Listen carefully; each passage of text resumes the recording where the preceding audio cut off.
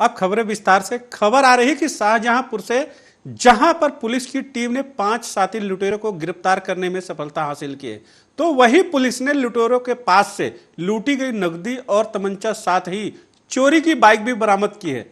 आपको बता दें कि पिछले दिनों इन सभी लुटेरों ने एक व्यापारी से करीब 26,000 की लूट को अंजाम दिया था। वहीं लूट का खुलासा करते हुए पुलिस ने 5 आरोपियों को गिरफ्तार कर जेल भेज दिया है।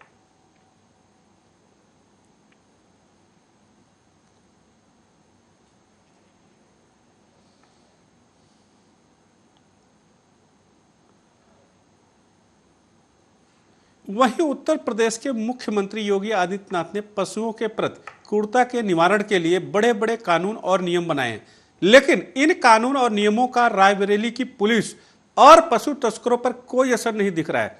इस बात का खुलासा करते हुए आर्या न्यूज के रिपोर्टर ने पशुओं से लदी गाड़ी का पीछा कर वीडियो बनाया, जिसमें साफ साफ देखा जा सकता है कि पुलिस के होते हुए गाड़ी आराम से जा रही है, लेकिन पुलिस एक बार भी उनको रोक नहीं रही है। तो वहीं रायबरेली जनपद के विभिन्न बाजारों से मवेशियों को खरीद और बेचा जाता है, तो वहीं पशु तस्कर को भारी रकम का फायदा होता है। यह खेल बिना पुलिस की मिली भगत से नहीं खेला जा सकता है।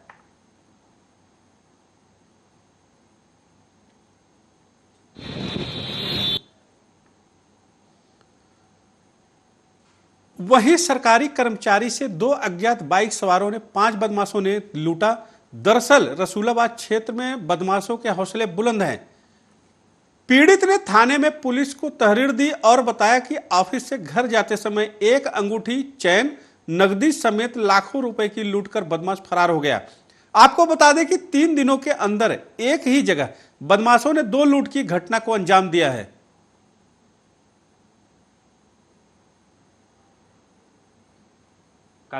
कल मेरी जो है 12 में पीपीओ साहब की मीटिंग बैठक थी, उसमें मैं गया था।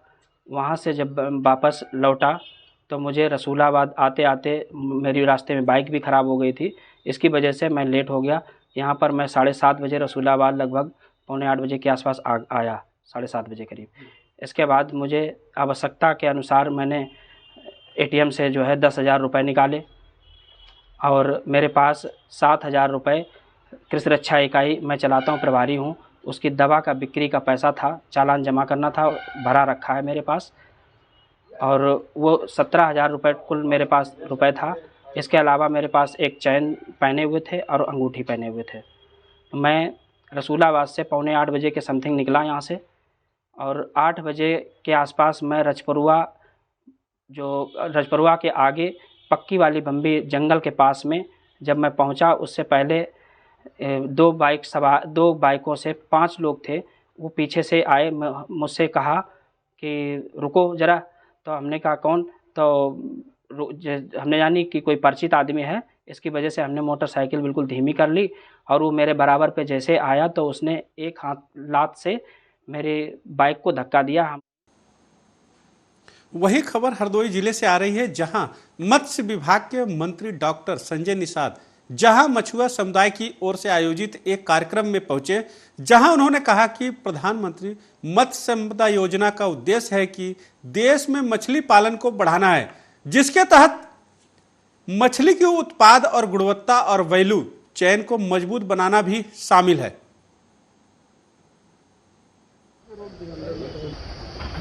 देखिए, हमारे पास इस जो भाजपा का उद्देश्य है, अंत्योदय, अंतिम व्यक्ति के जीवन में उदय हो सके, इस अभियान में जो भी शामिल हो, जो भी नेता हो, सामाजिक संगठन हो, उसको हम लोग स्वागत करते हैं। और रहा ओम प्रकाश भाई का, तो भारतीय जनता पार्टी के पुराने सहयोगी रहे हैं, हमारे नहीं रहे हैं। भारतीय जनता पार्टी के सहयोग से बने थे, मंत्री भी बने थे और उस लायक भी बने कि 4 सीट जीते भी थे, 6, और अभी भी जीते हैं। लेकिन मैं उनसे उम्मीद यही कहूँगा कि अब सुधार लाएं, मर्यादित भाषा करें, मर्यादित भाषाओं का प्रयोग करें, और लोकतंत्र के मुताबिक समाज के हितों की रक्षा सत्ता कर सकती है। सत्ता सुख दे सकती है, सत्ता रक्षा कर सकती है, सत्ता न्याय दे सकती है, और सत्ता के साथ रहकर हम समाज के लिए कुछ कर सकते हैं। तो उम्मीद है उन्हें सत्ता का।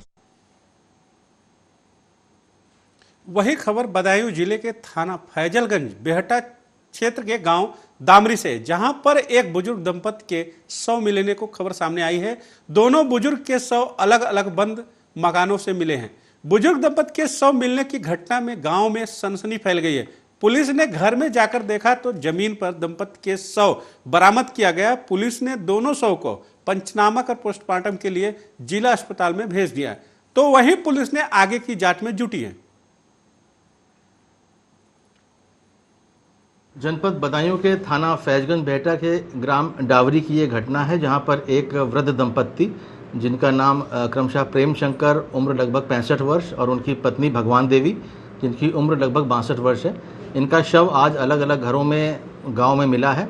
मौके पर पुलिस पहुंची तो ऐसा प्रतीत हो रहा था कि 3 दिवस पहले इनकी हत्या की गई है। इस संबंध में जब मृतक के पुत्र से पूछताछ हुई तो उनके द्वारा बताया गया कि मृतक के 3 पुत्र हैं, जिनमें इनका सबसे बड़ा पुत्र रामपाल जो दिल्ली में रह के मजदूरी करता है, उनका बेटा हिमेश यहाँ पर गांव में 3 दिन पहले आया था और इनके द्वारा बताई गई और दी गई तहरीर के अनुसार उसके द्वारा अपने बाबा और दादी की हत्या कर दी गई है। आगे इनके द्वारा ये बताया गया कि इसके पूर्व इनसे शराब पीने के लिए पैसे मांगने को लेकर के अक्सर झगड़ा होता था। इस संबंध में मृतक के पुत्र के द्वारा दी गई तहरीर के आधार पर अभियोग पंजीकृत करा दिया गया है और नामित अभियुक्त की गिरफ्तारी के लिए टीम लगा दी गई है और बॉडी को पोस्टमार्टम के लिए भिजवा दिया गया है। इस बुलेटिन में इतना ही। देखते रहिए आर्या न्यूज। नमस्कार।